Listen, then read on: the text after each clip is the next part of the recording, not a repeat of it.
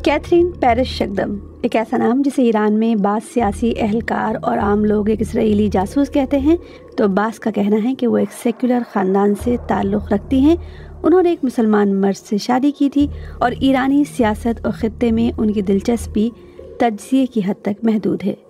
Catherine शगदम कौन है? Iran के सियासी हलकों तक रसाई हासिल करने के लिए जिनसी ताल्लुकात कायम करने के इल्ज़ामात पर वो ख़ुद क्या कहती हैं? कैथरीन शगदम के ज़ाती पस मंज़र, ईरान में रहते हुए ख़ुद को मुसलमान शिया के तौर पर पेश करने और फिर ईरान से निकलते ही ईरानी क़यादत पर तनक़ीद, उनके बदले हुए सियासी नज़रिए और यहाँ तक कि उनके बदले हुए हुलिये पर इतनी बात क्यों हो रही है? यही है आज का BBC रीड्स। मैं हूँ खदीजा आरिफ। आप सुन रहे हैं BBC रीड्स। ईरान के साबिक़ रुकन पार्लिमान मुस्तफ़ा कवाकबयान के कैथरीन पेरिस शगदम से मुताल्लिक़ हालिया बयानात ने फ्रांसीसी व बरतानवी निजात यहूदी तज़ियाकार का नाम एक बार फिर ईरानी मीडिया और सोशल मीडिया पर नुमाया कर दिया है। कवाकबयान ने एक टीवी डिबेट में इसराइली इंटेलिजेंस के ईरान में मुबैना असर रसूख पर बात करते हुए दावा किया कि शगदम ने ईरान के अपने दौरों में इस्लामी जमहूरिया के 120 निहायत अहम अफराद के साथ जिनसी ताल्लुकात के जरिए निज़ाम में रसाई हासिल की। इस बयान के एक रोज़ बाद ईरान में अदलिया से मुंसलिक खबर रसा इदारे ने इत्तला दी कि बेबुनियाद दावे और अवामी जहनों में खलल डालने के इल्ज़ाम में तेहरान की प्रोसिक्यूशन ने इस इस्लाह पसंद सियासी कारकुन के खिलाफ मुकदमा दर्ज कर लिया है। इससे पहले 2022 में मार्च में कैथरीन शगदम ने BBC फारसी को एक इंटरव्यू दिया था, जिसमें उन्होंने कहा था कि वो किसी मुल्क की जासूस या एजेंट नहीं है, वो सिर्फ एक सियासी तज़ियाकार है। इसी इंटरव्यू में जब उनसे पूछा गया कि क्या ईरानी हुक्काम ने उनसे किसी किस्म के ज़ाती ताल्लुक़ या राब्ते की दरख्वास्त की थी, तो उनका जवाब था नहीं, हरगिज़ नहीं। BBC ने उनसे ये सवाल एक ऐसे वक्त में पूछा था जब बाज़ मीडिया इदारों और सोशल मीडिया पर इस तरह की खबरें गर्दिश कर रही थी कि कैथरीन शगदम के बाज़ ईरानी हुक्काम के साथ मुबैना ज़ाती ताल्लुकात हैं। अब बात कैथरीन शगदम की बैकग्राउंड की और ये कि वो ईरान में किस तरह का काम कर रही थी। कैथरीन पेरिस शगदम एक फ्रांसीसी और बरतानवी निजात यहूदी तज़ियाकार हैं। 2010 में उन्होंने मुतअद्दिद बार ईरान का दौरा किया और इस्लामी जमहूरिया के सरकारी मीडिया इदारों तक रसाई हासिल की और हुकूमत से मुंसलिक मीडिया प्लेटफॉर्म्स के लिए मज़ामीन तहरीर किए। सन 2017 में उन्होंने उस वक्त के सदारती उम्मीदवार इब्राहिम रईसी का इंटरव्यू भी किया था। उनका कहना है कि उन्होंने ये मज़ामीन आयतुल्लाह ख़ामनाई के दफ्तर बराए हिफ्ज़ व नश्र आसार की दरख्वास्त पर लिखे थे, लेकिन इसके बाद इसराइली अखबार टाइम्स ऑफ इसराइल की वेबसाइट पर शाया होने वाले उनके ब्लॉग्स, जिनमें उन्होंने तेहरान के सफ़र और ईरानी क़यादत पर तनक़ीदी ख़यालात का इजहार किया था, काफ़ी मुतनाज़ा रहे। और इन्हीं तहरीरों के मंज़र आम पर आने के बाद ख़ामनाई की सरकारी वेबसाइट ने उनके मज़ामीन हटा दिए। ईरान के बाद सियासी हलकों ने उन्हें जासूस करार दिया, जो उनके बकौल मुबैना तौर पर इस्लामी जमहूरिया में इक़्तिदार के आला तरीन हलकों तक रसाई हासिल करने में कामयाब हुई। इसके बरक्स आयतुल्लाह ख़ामनाई के हामियों ने इस दावे पर शकूक का इजहार किया और social media platform club house पर होने वाले डिस्कशंस में बाज़ लोगों ने ये सवाल तक उठाया कि आया ऐसी कोई शख्सियत वाकई वजूद रखती भी है या नहीं। टाइम्स ऑफ इसराइल, जो आज भी कैथरीन शगदम के मज़ामीन शाया करता है, उसके मुताबिक वो फ्रांस में एक सेक्युलर यहूदी ख़ानदान में पैदा हुई और उन्होंने एक यमनी मुसलमान मर्द से शादी की, जिसके बाद वो इस्लाम और मशरिक़ वस्ता के उमूर में दिलचस्पी लेने लगी। अखबार के मुताबिक शगदम को मशरिक़ वस्ता में ज़िंदगी गुजारने और सियासी तज़ियाकारी का तजुर्बा हासिल है।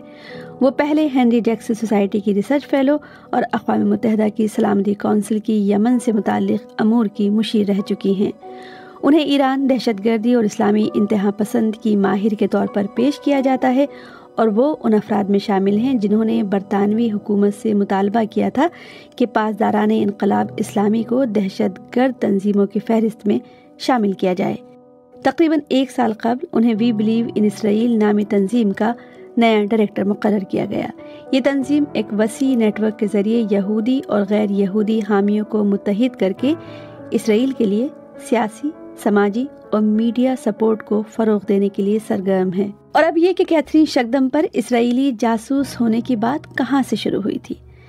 27 مارچ 2021 کو ایران کے سابق صدر محمود احمدی نژاد کے قریبی افراد سے منسوب ٹیلی گرام چینل سلس نے شگدم کی ایک تصویر شائع کرتے ہوئے دعویٰ کیا کہ آیت اللہ خامنئی کی ویب سائٹ کی کالم نویس دراصل اسرائیلی حکومت کی نمائندہ تھی، جس نے رہبر اعلیٰ اور پاسداران انقلاب کے میڈیا میں اثر و رسوخ حاصل کیا، اور انہوں نے ٹائمز آف اسرائیل کے لیے لکھے گئے ایک مضمون میں خود یہ باتیں قبول کیں۔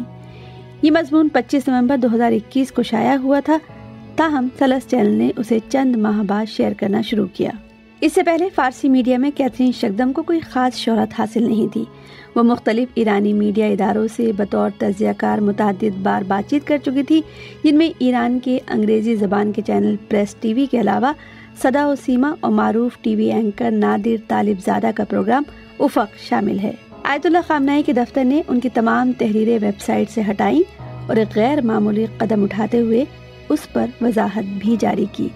پاسداران انقلاب سے تعلق رکھنے والے کئی افراد اور وہ میڈیا ادارے جنہوں نے ماضی میں شگدم سے انٹرویو کیے تھے، ان سے لا تعلقی ظاہر کرنے لگے اور وضاحتی بیانات جاری کیے۔ کیتھرین پیرس شگدم نے آیت اللہ خامنئی کی ویب سائٹ کے لیے تقریباً 18 یادداشتیں تحریر کی تھی۔ انہوں نے اس بارے میں بی بی سی کو بتایا کہ آیت اللہ خامنئی کے دفتر نے خود ان سے رابطہ کیا تھا کہ وہ اپنی تحریریں بھیجیں۔ انہوں نے یہ تحریریں ای میل کے ذریعے بھیجی، لیکن اس کے عوض کوئی رقم وصول نہیں کی۔ انہوں نے یہ بھی واضح کیا کہ وہ کبھی ذاتی طور پر اس دفتر نہیں گئی اور ان کے مضامین شائع ہونے سے پہلے ایڈٹ کیے جاتے تھے۔ بی بی سی کے اس انٹرویو سے قبل آیت اللہ خامنئی کی ویب سائٹ نے شگدم سے کسی بھی قسم کے رابطے کی تردید کرتے ہوئے کہا تھا کہ اس مصنفہ نے 2015 اور 2017 کے درمیان اسلامی انقلاب میں دلچسپی رکھنے والے بعض میڈیا کارکنوں کے ذریعے صرف اسلام اور اسلامی انقلاب سے متعلق مسائل پر مضامین بھیجے تھے، جن میں سے کچھ اس میڈیا آؤٹ لیٹ میں شائع ہوئے تھے۔ اس کے بعد ان سے کوئی رابطہ نہیں رہا۔ ساتھ ہی یہ بھی کہا گیا تھا کہ حالیہ برسوں میں اس مصنفہ کے موقف اور طرز فکر میں تبدیلی اور پیشہ ورانہ ضوابط کی عدم پاسداری کے پیش نظر ان کی تمام تحریریں ویب سائٹ سے ڈیلیٹ کر دی گئی ہیں۔ جو مضمون ڈیلیٹ کیے گئے ان میں سے بیشتر اسلام بطور مسلمان، ان کے مثبت تجربے اور آیت اللہ خامنئی کی امامت کے زیر سایہ اسلامی حکومت کی تحسین پر مشتمل تھے۔ ایران سے نکلنے کے بعد ان کا موقف بدلا اور انہوں نے ایرانی قیادت پر تنقید شروع کر دی، جس کا سلسلہ ابھی تک جاری ہے۔ ایران میں قیام کے دوران شگدم خود کو ایک مسلمان خاتون اور شیعہ عقائد کے پیروکار کے طور پر پیش کرتی تھی۔ ان کی 40 مارچ میں شرکت کی تصاویر بھی سوشل میڈیا پر وائرل ہوئی تھی۔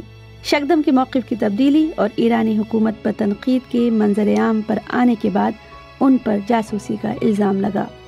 حالانکہ بعض لوگوں نے اس معاملے کو انٹرنیٹ پر پھیلائے گئے جھوٹ کے طور پر بیان کرنے کی کوشش کی، جس کا ایران کی اسلامی جمہوریہ اور حکام سے کوئی تعلق نہیں تھا۔ مارچ 2012 میں بی بی سی کو ایک انٹرویو میں خود شگدم نے کہا کہ وہ ریاست کی ایجنٹ نہیں تھی اور وہ صرف ایک تجزیہ کار کے طور پر ایران گئی تھی۔ ایک یہودی گھرانے میں پیدا ہونے والی شگدم نے اس وقت کہا تھا کہ انہوں نے کبھی اسرائیل کا سفر نہیں کیا۔ انہوں نے بار بار اس بات پر زور دیا اور دعویٰ کیا کہ انہوں نے اسلامی جمہوریہ کے حکام سے رابطہ نہیں کیا، بلکہ حکام نے ان سے پروپیگنڈا کرنے کے لیے رابطہ کیا اور انہیں فلسطین کانفرنس میں مدعو کیا۔ جب ان سے پوچھا گیا کہ کیا وہ ایران کے سفر کے خطرات سے آگاہ تھی، تو کیتھرین شگدم نے کہا کہ وہ فرانسیسی پاسپورٹ پر ایران گئی تھی۔ ان کا کہنا تھا کہ ایرانی حکام کو معلوم تھا کہ وہ یہودی نسل سے ہیں، لیکن ان کے شوہر مسلمان تھے اور وہ جو کچھ کر رہی تھی اس کی وجہ سے کسی نے اس پر شک نہیں کیا۔ اب یہ کہ کیتھرین شگدم کا حلیہ اور موقف کیسے تبدیل ہوا۔ کیتھرین شگدم کو ایران میں متعدد مواقع پر حجاب پہنے دیکھا گیا اور انہوں نے بی بی سی عربی سمیت مختلف نشریاتی اداروں کو دیے گئے انٹرویوز میں بھی حجاب پہنا۔ تاہم بعد میں اپنے لباس میں تبدیلی کی وضاحت کرتے ہوئے انہوں نے کہا تھا کہ جب آپ ایران جاتے ہیں تو آپ کو حجاب پہننے پر مجبور کیا جاتا ہے۔ انہوں نے مزید بتایا کہ ان کے سابقہ شریک حیات یمن سے تعلق رکھنے والے ایک مسلمان تھے اور انہوں نے خاندانی سکون کے لیے حجاب پہننے کا فیصلہ کیا تھا، تاہم شوہر سے علیحدگی کے بعد انہوں نے حجاب ترک کر دیا۔ جب ان سے پوچھا گیا کہ انہوں نے ایرانی حکومت کے مطابق خود کو ڈھالنے کی کوشش کیوں کی، تو انہوں نے جواب دیا کہ میں قریب سے دیکھنا چاہتی تھی کہ آیا وہ واقعی تمام یہودیوں کے مخالف ہیں یا انہیں صرف اسرائیلی حکومت سے مسئلہ ہے۔ بدقسمتی سے مجھے محسوس ہوا کہ انہیں عوامی طور پر یہودیوں سے مسئلہ ہے، اسرائیلی حکومت سے نہیں۔ اس عرصے کے دوران انہوں نے ٹائمز آف اسرائیل میں شائع ایک مضمون میں دعویٰ کیا تھا کہ ایران جوہری بم بنانے کی کوشش کر رہا ہے، تاہم انہوں نے یہ بھی واضح کیا کہ ان کے پاس ایران کے ایٹمی پروگرام سے متعلق کوئی خفیہ معلومات نہیں ہیں اور یہ صرف ان کی ذاتی رائے تھی۔ حال ہی میں ایران پر اسرائیلی حملوں کے تناظر میں انہوں نے یروشلم centre for security and foreign affair کے لیے ایک تجزیاتی مضمون لکھا تھا جس کا عنوان تھا ایران کا کامیکازی نظریہ، جس میں انہوں نے دعویٰ کیا کہ اسلامی جمہوریہ نے اپنی سلامتی کی حکمت عملی بقا کے بجائے شہادت اور تباہی کے تصور پر استوار کی ہے۔ انہوں نے دعویٰ کیا کہ اگر ایران کے وجود کو خطرہ لاحق ہوا تو حکومت نہ صرف ملک کے اہم بنیادی ڈھانچے کو تباہ کرنے کے لیے تیار ہوگی بلکہ ایک انسانی اور ماحولیاتی بحران پیدا کر کے جوابی حملہ کرے گی اور اس کا الزام دوسروں پر ڈال دے گی۔